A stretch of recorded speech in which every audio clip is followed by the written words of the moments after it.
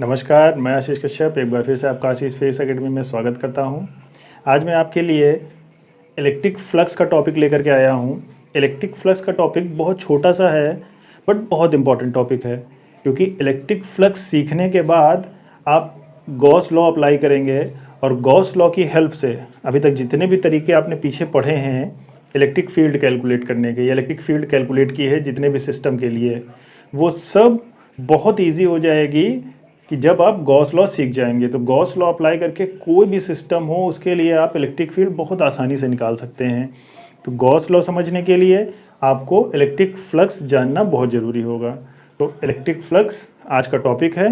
But electric flux शुरू करने से पहले मैं दो जो बेसिक टर्म्स हैं वो आपको ज़रूर एक्सप्लेन करूँगा, क्योंकि उन दो टर्म के बिना ना आगे गॉस लॉ समझ में आएगा आपको और ना ही इलेक्ट्रिक फ्लक्स समझ में आएगा। वो दो टर्म कौन से हैं? पहला टर्म है आपका एरियल वेक्टर। पहला टर्म है एरियल वेक्टर और दूसरा है आपका सॉलिड एंगल। ठीक, तो पहले एरियल वेक्टर देख लेते हैं क्या होता है। ये दोनों बेसिक टर्म्स हैं। अगर हम एरियल वेक्टर की बात करें, मान लीजिए ये कोई एरिया है, तो एरियल वेक्टर क्या होगा? एक ऐसा वेक्टर जो इस एरिया के मैग्नीट्यूड के बराबर हो और जिसका डायरेक्शन इस एरिया के परपेंडिकुलर डायरेक्शन में हो। मान लीजिए इसका डायरेक्शन, इसका परपेंडिकुलर डायरेक्शन ये होगा एन कैप। तो एरियल वेक्टर क्या है? The vector whose magnitude is equal to the surface area and the direction is perpendicular to the surface। इस सरफेस का अगर हम एरियल वेक्टर निकालेंगे तो ऐसा वेक्टर जो इस एरिया को रिप्रेजेंट करे मैग्नीट्यूड में और जिसका डायरेक्शन इस सरफेस के परपेंडिकुलर हो, इस टाइप के वेक्टर को क्या कहते हैं? Areal vector. इसका भी आगे बहुत यूज होगा। और जो दूसरा टॉपिक है या दूसरी डेफिनेशन है वो है आपकी सॉलिड एंगल की। ठीक, सॉलिड एंगल्स पहले अगर हम नॉर्मल एंगल की बात करें तो जो एंगल क्या होता था, अगर कोई आर्क है किसी सर्किल में आर रेडियस पे डेल्टा एस या एस आर्क बन रही है, तो जो ये बीच का एंगल होता था थीटा, वो थीटा क्या होता था? Arc over radius. Arc over radius को ही हम क्या बोलते थे? एंगल बोलते थे। तो सिमिलर मैनर में जैसे एंगल के लिए हमने निकाला, उसी तरह से मान लीजिए कोई एक स्फेयर है, ये एक बड़ा सा स्फेयर है। ठीक, इसके सेंटर से यहाँ पर कोई सरफेस है, ये कोई सरफेस है, ये सरफेस सेंटर पे जो एंगल बनाएगी, ये पीछे से पूरी सरफेस जो ये कोन बनाएगी, ये एंगल क्या कहलाएगा? ये एंगल आपका कहलाएगा सॉलिड एंगल, और जिसे हम ओमेगा से या डेल्टा ओमेगा से रिप्रेजेंट करते हैं। डेल्टा ओमेगा और ओमेगा के रिस्पेक्ट में अगर हम इस सॉलिड एंगल की बात करें तो ये क्या होगा? मान लीजिए ये जो सरफेस एरिया है, ये जो सरफेस एरिया निकाला गया है, ये सरफेस एरिया डी ए के बराबर है और ये जो रेडियस है आर के बराबर। तो जो हमारा सॉलिड एंगल होगा d omega equals to surface area d A over are square.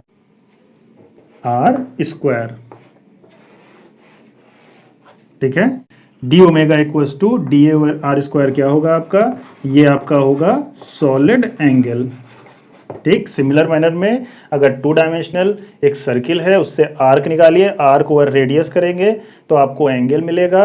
अगर स्फेयर है उससे आप एक एरिया निकालिए, तो एरिया जो कोन बनाएगा, जो कोन के शेप में, जो आइसक्रीम का कोन होता है, अगर उस कोन के शेप में आप देखेंगे तो वो जो सर्कुलर एरिया, वो जो सर्किल मिलेगा, वो जो एरिया होगा वो क्या कहलाएगा? सॉलिड एंगल कहलाएगा, जिसकी वैल्यू क्या होगी?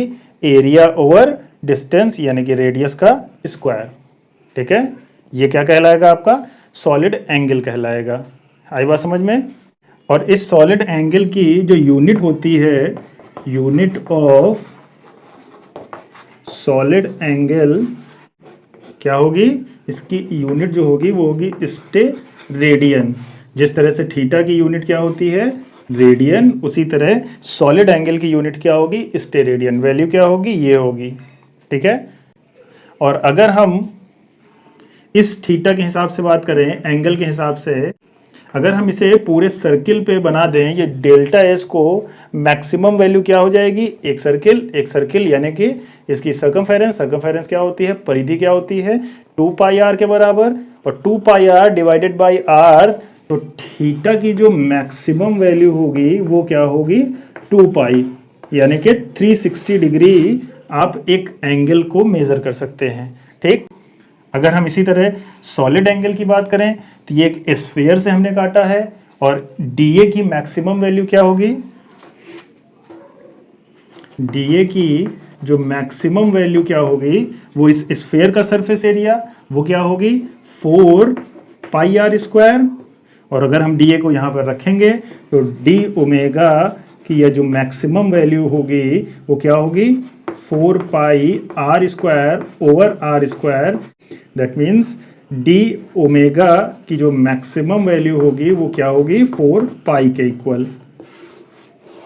तो जिस तरह से थीटा को आप मैक्सिमम 360 डिग्री तक मेजर करते हैं, उसी तरह सॉलिड एंगल को डी ओमेगा को मैक्सिमम आप कितना मेजर करेंगे, 4 पाई। तो यहाँ पर मैंने एरियल वेक्टर, सॉलिड एंगल और एंगल को एक्सप्लेन कर दिया। यहाँ पर एरियल वेक्टर की डेफिनेशन लिखी हुई है, एंगल के बारे में आप जानते हैं, फिर भी मैंने थोड़ा सा एक्सप्लेन कर दिया क्योंकि सॉलिड एंगल से रिलेट करना था। सॉलिड एंगल के बारे में मैंने जितनी ज़रूरी चीज़ें थी वो बता दी। अगर आप डेफिनेशन चाहते हैं तो डेफिनेशन क्या होगी, डेफिनेशन होगी the area of spherical surface, ये स्फेयर माना था, the area of spherical surface substance and angle of the centre of sphere. ये क्या कहलाएगी, ये कहलाएगी आपकी सॉलिड एंगल की डेफिनेशन। ठीक।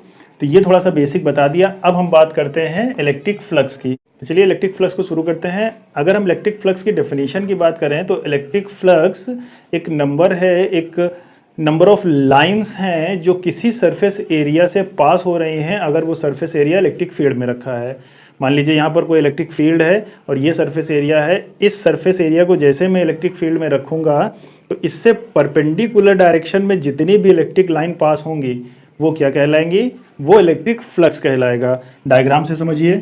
मान लीजिए यहाँ पर कोई एक सरफेस एरिया है, एस सरफेस एरिया है, और ये इलेक्ट्रिक फील्ड में रखा हुआ है। इलेक्ट्रिक फील्ड इसके परपेंडिकुलर है, तो जितनी भी इलेक्ट्रिक लाइन ऑफ फोर्सेस इस सरफेस एरिया से पास होंगी वही क्या कहलाएंगी, वही आपका फ्लक्स कहलाएंगी। ये इलेक्ट्रिक लाइन ऑफ फोर्सेस ई, जितनी भी लाइन ऑफ फोर्सेस इस सरफेस एरिया से परपेंडिकुलर डायरेक्शन में पास होंगी वही क्या कहलाएगी, इलेक्ट्रिक फ्लक्स कहलाएगी। ठीक है। तो अगर हम डेफिनेशन की बात करें, the electric flux is the measure of electric lines of force, electric lines of force passing perpendicular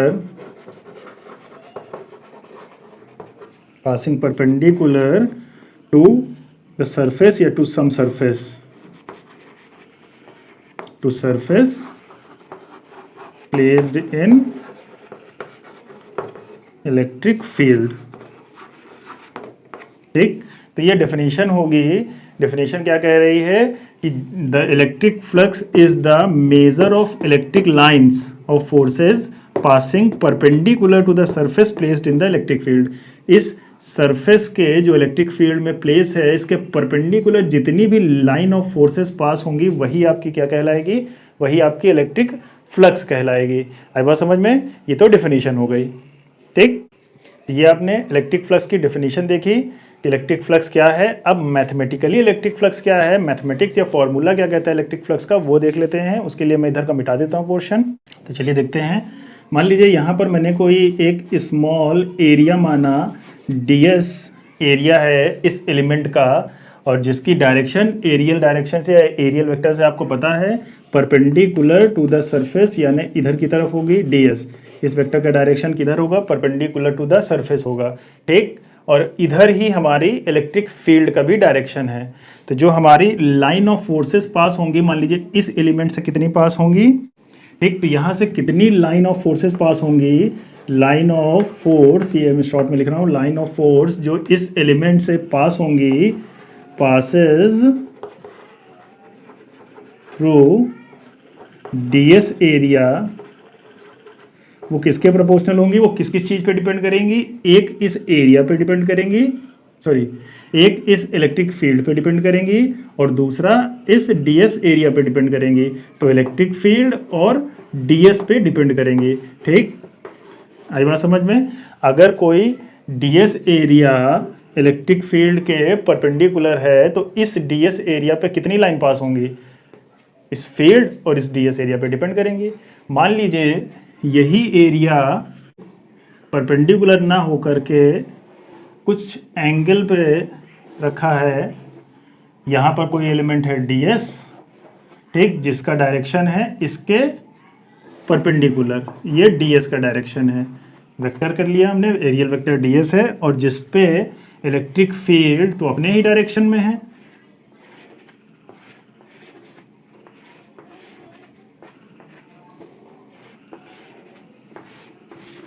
ये वेक्टर E है। तो यहाँ पर आपको दिख रहा है वेक्टर E, यहाँ पर आपको दिख रहा है कि वेक्टर E और ds के बीच में थीटा एंगल है। तो दैट मीन्स, इसको मैं इधर बना देता हूँ आपको समझाने के लिए, कि मान लीजिए ये E है और ये सरफेस है S, ये सरफेस है S, यहाँ पर कोई एलिमेंट है जिसका डायरेक्शन ds इधर की तरफ है। तो ये ds और E के साथ थीटा एंगल बना रहा है। तो दैट मीन्स ये जो थीटा एंगल होगा ये वर्टिकल के साथ उतना ही बनेगा, ये परपेंडिकुलर, ये परपेंडिकुलर, ये वैल्यू उसके परपेंडिकुलर, ये, दैट मीन्स ये अगर थीटा है तो ये भी क्या होगा? थीटा होगा। तो जब ये थीटा होगा तो इस ds का इधर का जो कंपोनेंट होगा, ये वाला कंपोनेंट, वो किसके बराबर होगा? ds cos थीटा के, ठीक। ds का कंपोनेंट, पूरे वेक्टर का नहीं, पूरे वेक्टर के निकालेंगे तो s cos थीटा आएगा, क्योंकि डेफिनेशन क्या कह रही है कि पासिंग परपेंडिकुलर, परपेंडिकुलर पास होना चाहिए, और इसका परपेंडिकुलर क्या होगा? ये कंपोनेंट होगा ds cos थीटा या s cos थीटा वाला टर्म। आई बात समझ में? तो जो लाइन ऑफ फोर्सेस यहाँ से पास हो रही थी ds से, तो इस टर्म में इस ds से जो lines passing through ds element, वो किसके इक्वल होगी? प्रोपोर्शनल या इक्वल हम मान लेते हैं, वो किसके इक्वल होगी? E और ds cos थीटा के, ठीक, E ds cos theta. But यहाँ पर ds वेक्टर में है और E भी वेक्टर में है, और एक दूसरे से थीटा एंगल पे हैं। तो वेक्टर A का मॉड वेक्टर B का मॉड cos थीटा, तो इसे हम vector E dot vector ds भी लिख सकते हैं, vector E dot vector ds, ठीक। तो जो लाइन पास होंगी ds एलिमेंट से परपेंडिकुलर, वो किसके है? E डॉट ds के। और अगर हम होल सरफेस की बात करें, फॉर होल सरफेस या for total surface, total surface S, तो जितनी लाइन पास होंगी वो किसके इक्वल होंगी? वो इक्वल होंगी, इसको हम इंटीग्रेट कर देंगे, E dot ds over a whole surface, पूरे सरफेस पे हम इंटीग्रेट कर देंगे। तो वो किसकी वैल्यू, वो ये वैल्यू जो आएगी वो क्या होगी? उतनी लाइन यहाँ से पास होंगी, और जितनी लाइन पास होंगी वही आपका क्या कहलाएगा? इलेक्ट्रिक फ्लक्स कहलाएगा। तो यही आपका होगा इलेक्ट्रिक फ्लक्स, और जिसको हम फाई से रिप्रेजेंट करते हैं, ठीक। तो यही आपका इलेक्ट्रिक फ्लक्स होगा। इलेक्ट्रिक फ्लक्स क्या होगा कि E डॉट ds का जो सरफेस इंटीग्रेशन होगा वही आपका क्या कहलाएगा? इलेक्ट्रिक फ्लक्स कहलाएगा। तो ये इलेक्ट्रिक फ्लक्स का छोटा सा टॉपिक था। अगर हम इसकी यूनिट की बात करें तो इलेक्ट्रिक फ्लक्स की यूनिट क्या होगी? तो यूनिट ऑफ फ्लक्स क्या होगा? यूनिट ऑफ फ्लक्स यहाँ से निकाल लीजिए, यहाँ से निकाल लीजिए, ये क्या है, unit of electric field, unit of area, area that means metre square, और electric field that is newton per coulomb. Unit of electric field क्या होती है, न्यूटन पर कूलाम, और एरिया की यूनिट क्या होगी, मीटर स्क्वायर। तो इसकी जो यूनिट होगी वो क्या होगी, न्यूटन मीटर स्क्वायर पर कूलाम। ठीक है। और इलेक्ट्रिक फ्लक्स यहाँ से दिख रहा है कि इस दो वेक्टर का डॉट प्रोडक्ट एक स्केलर क्वांटिटी होती है। तो इलेक्ट्रिक फ्लक्स है, फ्लक्स एक स्केलर क्वांटिटी है। ठीक, फ्लक्स कैसी क्वांटिटी है, एक स्केलर क्वांटिटी है। आई बात समझ में? तो ये एक छोटा सा इलेक्ट्रिक फ्लक्स का टॉपिक था, जिसमें आपने देखा कि इलेक्ट्रिक फ्लक्स क्या है, कि परपेंडिकुलर जितनी लाइन ऑफ फोर्सेस पास हो रही हैं वही इलेक्ट्रिक फ्लक्स है। एक हमने परपेंडिकुलर का केस लिया, एक थीटा एंगल का केस लिया, दोनों से हमने इलेक्ट्रिक फ्लक्स का फॉर्मूला निकाला। इलेक्ट्रिक फ्लक्स का फॉर्मूला, उसकी यूनिट, और यूनिट के बाद हमने देखा कि ये एक स्केलर क्वांटिटी है। ठीक है। तो जिस तरह आपने यहाँ से यूनिट निकाली है, अगर आपसे कंपटीशन में पूछ लिया जाए कि इलेक्ट्रिक फ्लक्स की डायमेंशन निकाली है, तो आई होप आप डायमेंशन कैलकुलेट कर लेंगे। ठीक, पहले आप इलेक्ट्रिक फ्लक्स की डायमेंशन निकालेंगे, एरिया की डायमेंशन निकालेंगे, दोनों को आप यहाँ प्लेस करके फ्लक्स की डायमेंशन निकाल सकते हैं। ये कई बार कंपटीशन में पूछा गया है। आई बात समझ में? तो आई होप जितना मैंने आज आपको एक्सप्लेन किया वो आपको समझ में आ गया होगा। अब जो इसका नेक्स्ट टॉपिक होगा वो बहुत इंपॉर्टेंट है, गॉस लॉ, और जो इलेक्ट्रिक फ्लक्स पे बेस्ड है। ठीक, ये फॉर्मूला याद रखिएगा। इस फॉर्मूले से आप कोई भी इलेक्ट्रिक फील्ड होगी कैलकुलेट कर लोगे with the help of Gauss law. वो मैं नेक्स्ट लेक्चर में या नेक्स्ट वीडियो में आपके साथ डिस्कस करूंगा। तो बस आज इस वीडियो को यहीं रोकते हैं। अगले लेक्चर में, अगले वीडियो में मैं गॉस लॉ के साथ आपके साथ मिलता हूं, जो कि बहुत इंपॉर्टेंट टॉपिक है इस चैप्टर का। ठीक, तब तक के लिए नमस्कार।